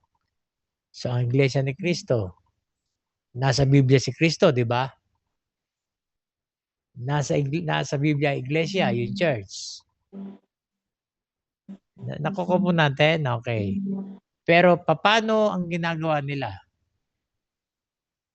Hanap lang sila ng talata sa Biblia na nagpapakitang si Kristo ay nagkatawan tao, pero hindi tao lang, para patunayan na tama sila. O tignan mga tinawag niyang ama yung Diyos Ama. Ama ko, bakit mo ako pinabayaan? O kung Diyos yan, bakit tinawag niyang ama yung ano? So, kuhanin natin ang context. Bakit tinawag ni Jesus na ama yung God the Father? Natural anak siya eh. So, ang tawag niya, ama. Ang sabi nila, iisa lang daw yun. Parang yung phantom. Yung nag-ano lang, nagpapalit ng anyo. Yung daw ama, espiritu, saka si Jesus iisa lang. Yung kumpare ko ay pilosopo. Kung iisa lang yan, bakit tinawag ni Jesus na ama ko, bakit mo ako pinabayaan? Sana sinabi na lang niya kung isa lang yan. Sana sinabi niya, sarili ko, bakit ko pinabayaan? Kasi isa lang, di ba? So, meron tayong paniniwala na merong iisang Diyos, okay, na nagmamanifest sa tatlong persona. God the Father, God the Son. Si Kristo nung nasa lupa, hindi niya ginamit ng kanyang pagiging Diyos. Under siya sa tinatawag na kalooban ng Diyos. So bilang ama, ay bilang anak, dapat nakasubmit siya sa ama. So, kaya tawag niya, ama ko. Pero kung aaralin natin yung tala ni Lucas sa tinatawag na si Kristo ay nagkatawan tao, yung pangalan niyang Jesus, nakapaloob na rin din yung kanyang pagiging Diyos. So yung Jesus na ito, human name niya yon. Yung Christ ang kanyang divine name. Bakit? Yung Christ kasi Christos yun. Equivalent niya sa tinatawag na Hebrew, Messiah, tagapagligtas. Yung Jesus galing sa salitang Joshua. O Yeshua pala, sorry. Galing sa salitang Yeshua. Kaya nga meron kaming naging programa nun sa church na Yeshua Kaleo. Si Jesus ay tumatawag. Kaleo means to call. Yeshua means Jesus. Nang ibig sabihin ay Savior. So sa pangalan pa lang niya bilang Jesus, nandun na yung pagiging Diyos ng kanyang nature. So nakuha po natin, hindi sila scriptural. Biblical sila, pero hindi sila scriptural. Ang scriptural, kung papaano yung gusto ng Panginoon na gawin natin na nasa Biblia, which is biblical, yun ang scriptural.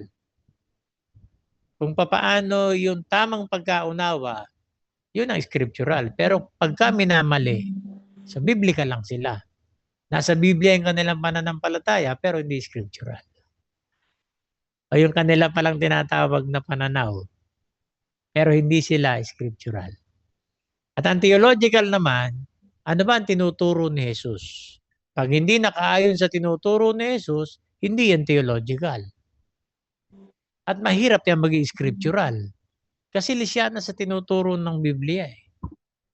lalo na tinuturo ng Panginoon. So nakuha po natin. Assumptions. Yun nga, yung sinasabi ko kanina pa, o paulit-ulit na nauna na. Siguro ito ibig sabihin nito, kaya ipapalagay nila na yun ay ibig sabihin. That is assumption. Practical steps. Avoid proof texting. Pulling verses out of context to support personal views. Yung sinabi ko po sa inyo kanina, yung pagdating sa INC. Even the Roman Catholic, meron silang proof testing. Inihiwalay nila yung talata, nakaugnay nung talata na gamitin nila para patutuhanan tama sila. Sa Deuteronomy, meron silang pinaghiwalay doon para kanilang mapatutuhanan na tama yung rebulto. Proof texting yun. Inaalis sa tinatawag na, sabi nila, parang ano lang din yan, yung, di ba, yung larawan ng mga magulang natin para maalala natin sila, lalo na kung patay na. Okay? Wala kang camera noon eh. Walang nakakaalam na itsura ni Jesus.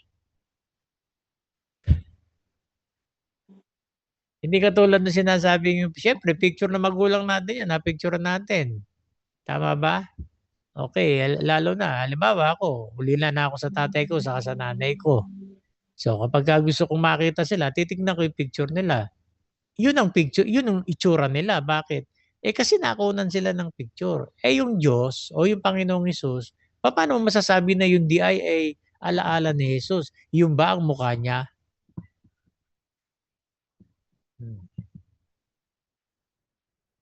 Nakaupo natin. Ano na yun? Alaala lang daw pero pinupunasan ng panyo. Tapos, saan nakaupo natin? Wala naman siguro dito na halimbawa kung patay na yung magulang, pupunasan pupunasan yung frame nung kanya, yung litrato nung nanay niya. Pero hindi pupunas ng ganun. So, nakaupo natin. Sila mismo sila rin na nagpapakita ng kanilang pagiging taliwas. Nakuha po natin. So wag nating ihihiwalay sa context yung pinag-aaralan natin. Bakit? Mamimislead tayo. Always interpret scripture with scripture. So one of the, isa rin ito sa tinatawag na principles ng Bible interpretation. Ang Biblia pa rin ang magpapaliwanag sa kanyang sarili. Nakuha po natin. Saglit lang po .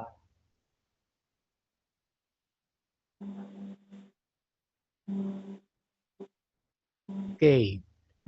So, ang Biblia pa rin na mag-i-interpret. So, the scripture interpret itself. So, tanong mo sarili mo, ako ba'y naglalagay ng sarili kong idea dito sa binabasa kong text? O hinahayaan ko na yung text na ito ay magsalita sa akin? So, ako lagi kong binibilid po sa mga kapatiran natin dito. Pag kayo po ay mag-share ng gospel, huwag nyo kaagad ipapasok yung experience ninyo. Okay?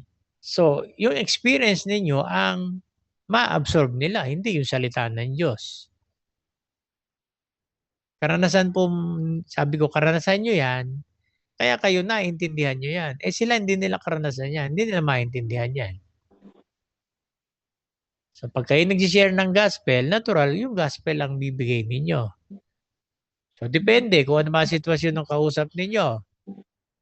Kaya nga dapat holistic tayo. Wag lang tayong share ng share. Tingnan mo muna kung ano ba ang sitwasyon nung kausap mo. Baka mamaya gutom na yan, di ka rin maintindihan yan. O kaya may sakit. O kung may sakit siya, bago ka umalis, pag-pray mo. Doon mo ngayon i-share yung testimony. Alam po ninyo, halimbawa, matandang-matanda na siya. Alam po ninyo, Nay, ang Diyos po natin nagpapagaling. Kasi ako po, pinagaling niya ako . Lagi nating unahin yung gospel.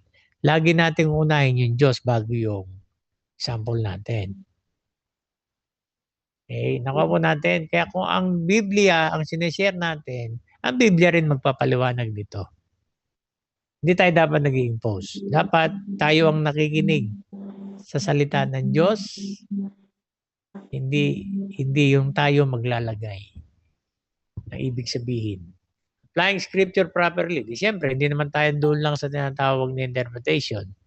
The goal is not just understanding but living according to God's word. Meron tayong tinatawag na applied hermeneutics.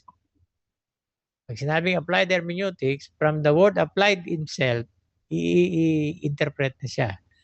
Kasi hindi lang naman nais ng Diyos na makarating sa atin ang kanyang salita, kundi kinakailangan maunawaan natin to at magkaroon to ng bunga sa buhay natin.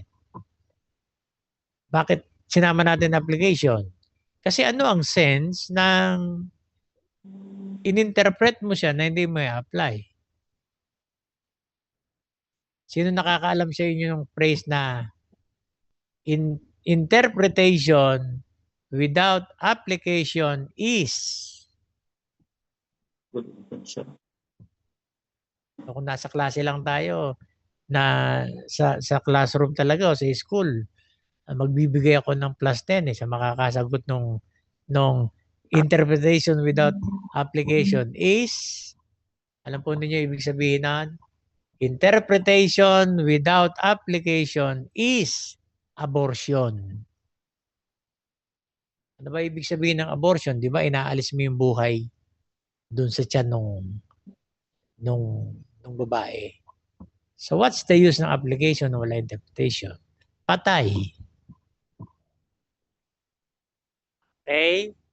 Kaya meron tayong tinatawag na apply scripture properly. Kasi papunta tayo doon. Kaya gusto ng Panginoon na maintindihan natin to para tama ang pag-a-apply natin. Tandaan po ninyo, wrong interpretation, wrong application, wrong living. O kaya masisisiba natin yung mga tao kung bakit ganyan sila? Hindi. Bakit? Kasi hindi nila alam intindihin yung salita ng Diyos. Minsan naiinis tayo, di ba? Sino ang may accountability? Tayo. Hindi tayo dapat naiinis doon kasi dapat intindihin natin yun. Yun ay hindi Kristiyano. Kaya minsan pag halimbawa nasa biyahe kami, may magre-react doon sa kasama ko. Ano ba naman yan? Sabi ko, huwag niya nang intindihin yan. Kasi hindi naman mga mananampalataya. Yan eh. O kaya naman, ano ba naman niya? Gaaga naman niya. Lasing. O anong hahanapin mo sa hindi mananampalataya? Minsan binibiro ko yung mga miyembro dito. Sabi ko normal yun na pag nakita ninyo ang non-believer na lalakad-lakad na sumusuray-suray. O, mag-react kayo kung halimbawa ako makita ninyo lasing. Di ba? Normal, natural sa hindi mananampalataya na makikita mong ganon. Sa isang pastor, tama ba? Okay. Kaya yun ang ibig sabihin nito. Kasi hindi naman nila alam yung proper interpretation ng salita. Unang-una, hindi naman nila kinikilala na ang Biblia salita ng Diyos eh. Sinulat lang ng tao. So practical step, identify timeless truths that apply across cultures and eras. So, pinag-aralan natin with the cultural and historical linguistic gap, ano yung timeless na katotohanan na pwede nating apply sa panahon natin. Hindi yung kung ano yung nakita mo, ito pala to. Dapat pala ganito. Hindi. Intindihin muna natin kung ano yung ibig sabihin nito. Kaya kung applicable sa atin, apply natin. Pastor, meron bang hindi applicable sa atin? Yung literal, hindi. Meron na hindi apply sa atin. Kasi nga, yung timeless truth ang tinitingnan natin. So, nakuha po ninyo? Yung literal na sinabi, kaya nga may immediate audience, di ba? Ano yung narinig nila? Paano nilang naintindihan? Yung bang narinig nila, yung naintindihan nila, para sa atin din ba yun? Di ba? Anong nakalagay doon sa lesson?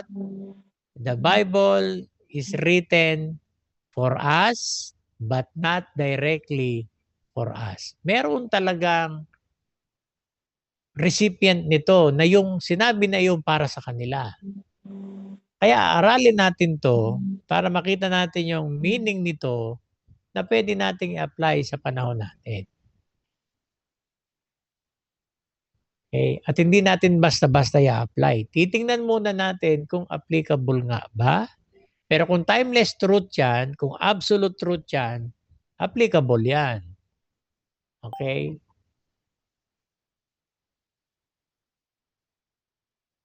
Sige po, sir.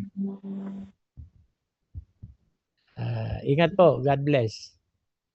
Okay, so nagpaalam si Sir Ruel. Meron daw silang checkpoint. Okay, anyway, malapit naman tayo matapos eh. Tsaka ibibigay ko naman po sa inyo to, ayusin ko lang po muna and then iniisip ko kung PowerPoint o yung PDF.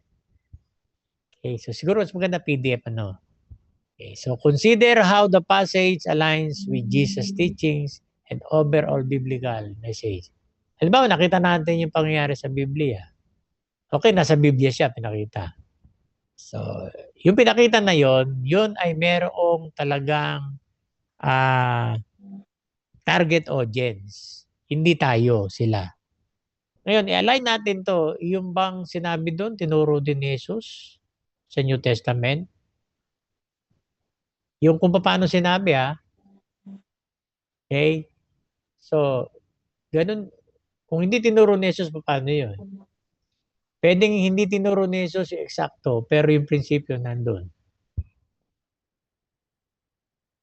Tandaan po ninyo, si Jesus ini-interpret niya ang kautusan.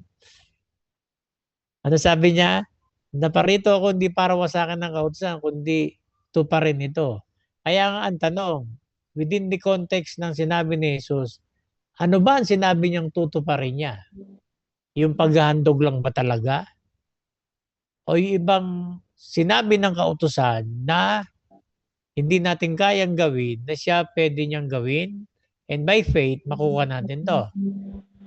Ano yun? Yung righteousness. Ang Ten Commandments ay righteousness ang hinihingi niya. Perfection. Huwag kang papatay, huwag kang magnanakaw, huwag kang magsisinungaling. Ano pa? Huwag kang mangangalunya. Huwag kang sasaksi sa hindi totoo. So, similar sa nagsisinungaling na rin yon. Pero bakit magkahiwalay pa siya? So, ibig sabihin, magkaiba sila. So, tapos, huwag kang magkakaroon ng ibang Diyos maliban sa akin. Huwag gagamitin ang aking pangalan sa walang kabuluhan. O ngayon, ano ang term? Huwag ka muna magre-resign hanggang di ka pinagre-resign ni Lord. O nilalabag na yung sinabi ng Ten Commandments. Huwag gagamitin ang pangalan ng Diyos sa walang kabuluhang bagay. O di ba nagiging biroan na ngayon yung nag-viral na si Alvin? Na huwag ka muna magre-resign hanggat hindi ka pinagre-resign ni Lord. O, may nalabag na tayong isa. Okay? Mahalin mo ang iyong magulang. Honor and respect your parents. Di ba kahit paano minsan na dishonor natin yung mga magulang natin. Hindi man natin intensyon, minsan nakakapagsalita tayo ng nakaka-open sa kanila. So mahirap nating tuparin ang Ten Commandments. Bakit? Perfection ang hinihingi nun. So tinupad ni Jesus yun. Ano yun? Di ba meron tayong righteousness from God through Jesus by faith. Ay nung tayo po'y nanampalataya, instantly, positionally, righteous tayo sa harap ng Diyos. Kasi si Jesus yung nakikita ng Diyos. Ang problema natin ng Espiritu Santo, nakikita yung ginagawa natin mali. Ninyo? Kaya anong context nung sinasabi na tutuparin niya?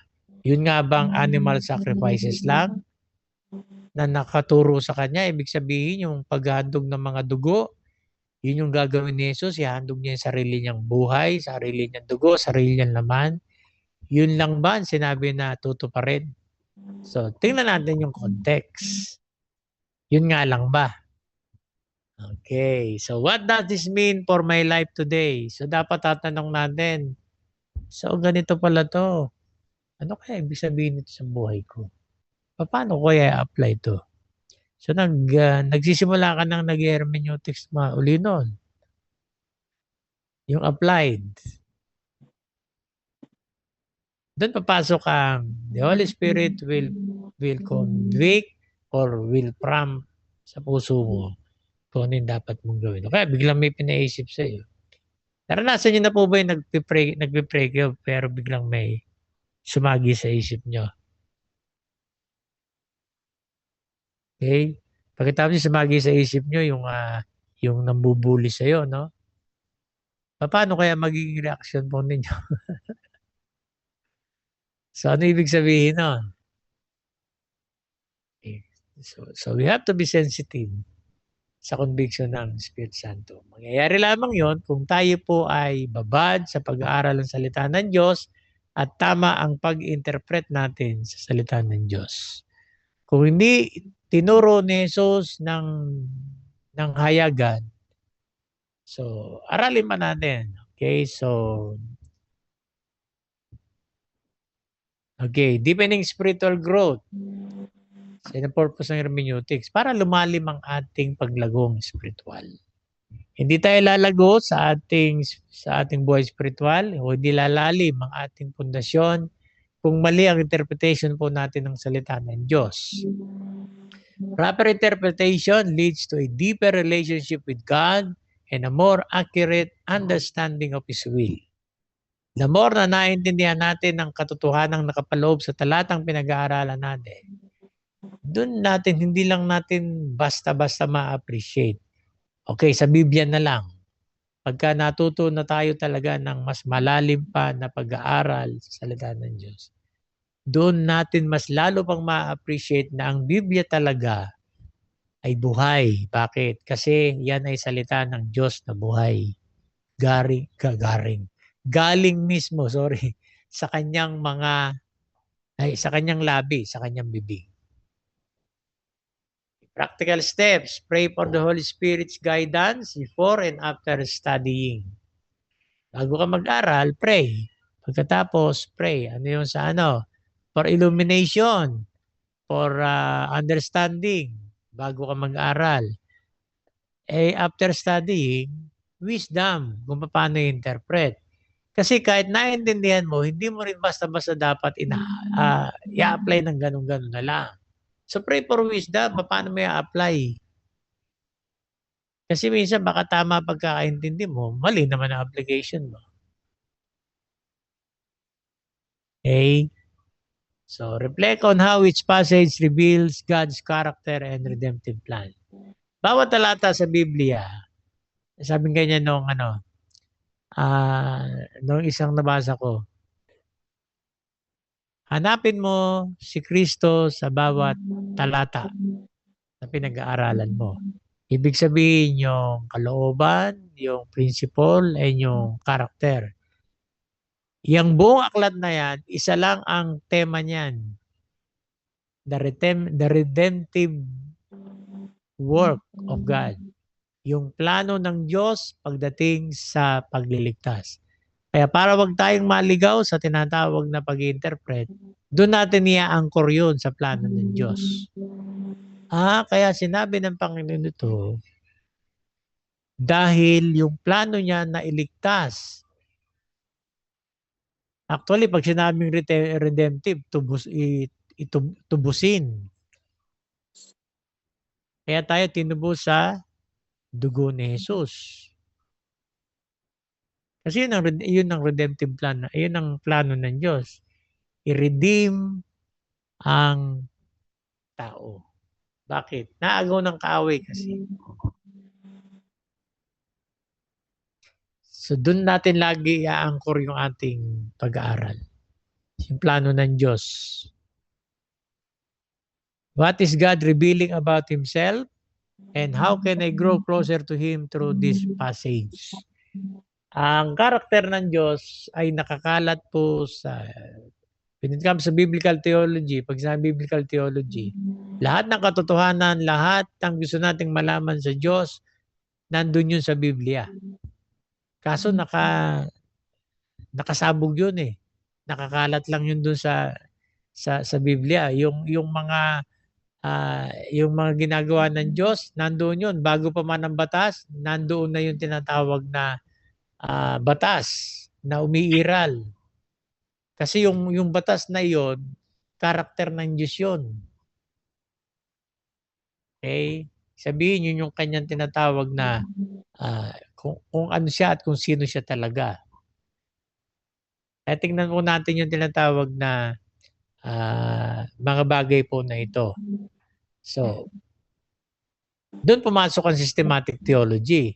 Pag sinabing systematic theology, from the word systematic itself, ginamitan na ng sistema. Halimbawa, yung patungkol sa Diyos, yung kanyang holiness, o halimbawa, yung kaligtasan, o yung about the Bible na lang.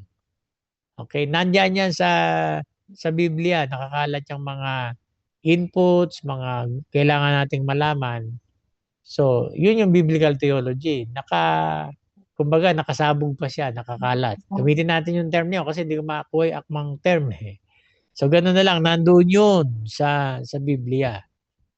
Ang systematic theology, gusto mong pag-aralan ng tungkol sa Biblia lang, inayos na ng systematic theology yun. Yung tinuturo ko po sa inyo, systematic theology na to kasi nandoon na yun sa tinatawag na, yung sa Bible, di ba? Paano natin nakuha yung Biblia? Ano yung tinatawag na nature nito?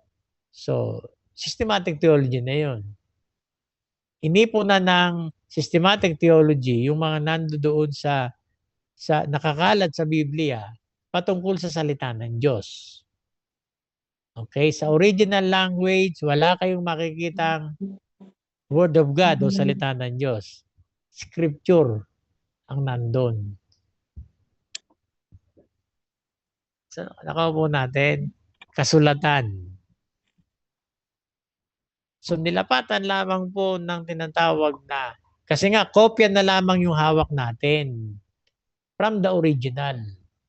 So, hindi natin maintindihan kung ano yung lingwahe ng original na pagkakasulat ang ilalagay sa kopya natin. Kaya ginamitan na, nilapatan na siya ng English word na maintindihan po natin. Kaya nga meron ng Bisayan Bible, Ilocano, lahat ng dialect natin meron na para mas maintindihan po nila. Pero sa original language, hindi ganun yung nakalagay na tulad ng mga hawak nating Biblia. So, nakaupo natin. Okay, kaya yan yung dapat nating makita. So, hindi tayo lalalim kapag mali ang interpretation natin. So, practical step, pray. So, replay on the passage. Ano ba ang... Kaya nga, di ba, nagpapa-reflection po ako. Kami na mga nagtuturo. Para nang noon, matuturing kami sa inyo. Okay? Actually, mas marami kaming natututunan sa reflection ninyo eh. Bakit? Kasi ilang kayong estudyante, halimbawa, 10. O isipin mo, 10 reflection yung babalik sa nagtuturo. Oh, pag nag-reflect ako, isa lang matatanggap ninyo. So kaya ako lagi ko sinasabi, ako magbabahagi sa inyo ng karunungan galing sa Diyos, pero gusto ko matuto rin ako sa inyo. Hindi lang ako nagtuturo para matuto kayo, kundi para matuto rin ako. Kasi hindi naman lahat nasa akin. Hindi naman lahat nasa nagtuturo. It so happens na kami, teacher po ninyo dahil kasi naaral na sa liksik na po namin yung mga bagay na kung saan kailangan para ngayon binabahagi po namin sa inyo. So, ganun po yun. We will learn from each other. Yun po yung gusto ng Panginoon. Kaya nga nag-aaralan tayo. Okay. So, practical, pray for understanding. Observe the text. Read carefully and repeatedly. Identify keywords, phrases, and themes. O, yung context. O, bali summary na lang po ito. Examine the literary context. Ibig sabihin ng literary context, ano ba yan? Prophecy ba yan? Gospel ba yan? Law ba yan?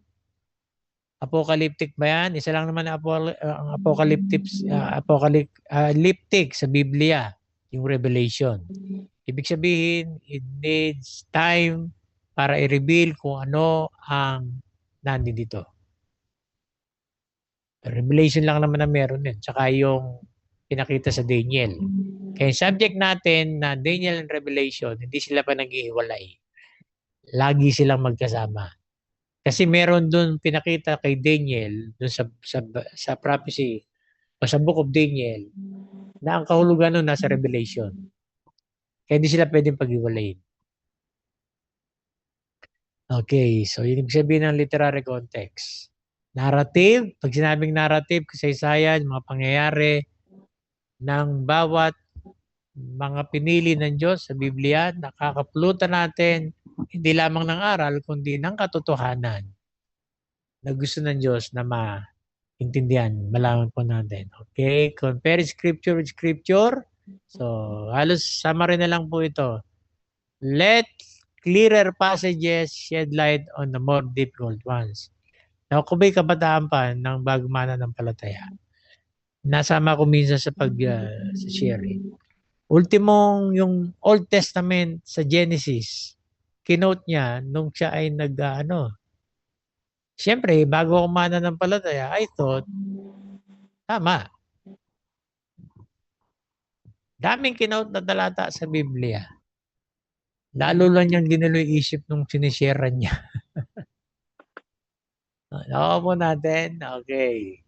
So, kung tayo mag-share ng gospel, isa lang salita. John 3:16 lang siya. Huwag kang lalabas sa huwag ka na magbibigay pa ng ibang talata.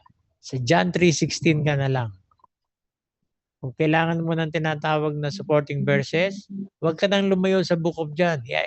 Iangat mo lang yung pagbasa. Kasi ang talagang full context ng John 3:16, you must be born again. Na-highlight lang sa ating pag-share yung John 3:16 kasi nakapaloob din tinatawag na kaligtasan. Ang John 3:3, you must be born again. Yun yung paraan para maligtas ang tao. Isilang na maguli. Tama? Sa papaanong paraan? Sa John 3:16, nung si Jesus, yung pananampalataya. Spiritual birth, spiritual renewal. Paano? Faith in Christ, saka dun sa ginawa niya sa krus. So, may connection ba yan sa Old Testament? Kung meron kang hindi maliwanagan sa New Testament, baka nandun sa Old Testament. Kung meron kang hindi maintindihan sa Old Testament, nasa New Testament yun. Tandaan ninyo siguro mas maganda isulat nyo sa Bible ninyo Scriptures, interpret Scriptures. Nakaupo natin. Okay. So apply the message. Identify timeless principles. Reflect on how these truths impact your life and community. Kaya di ba pag sinabi kong reflection, ano ang nagkaroon ng impact sa iyo sa pinag-aralan natin? Reflect and share. Ayun na, meditate on lessons learned. So I hope and pray na after po ng ating pag-aaral, kung kayo po yung nag-notes, re-review nyo ito. O kaya pag binigay ko po sa inyo to, aaralin nyo pong muli para magkaroon ng fresh revelation sa inyo. Kasi ito yung binigay sa akin ng Panginoon. Pag binasa niya pa po yan, pinag-aralan niya yan, magkakaroon uli yan ng another illumination sa inyo ayon sa pangailangan po ng bawat isa sa inyo.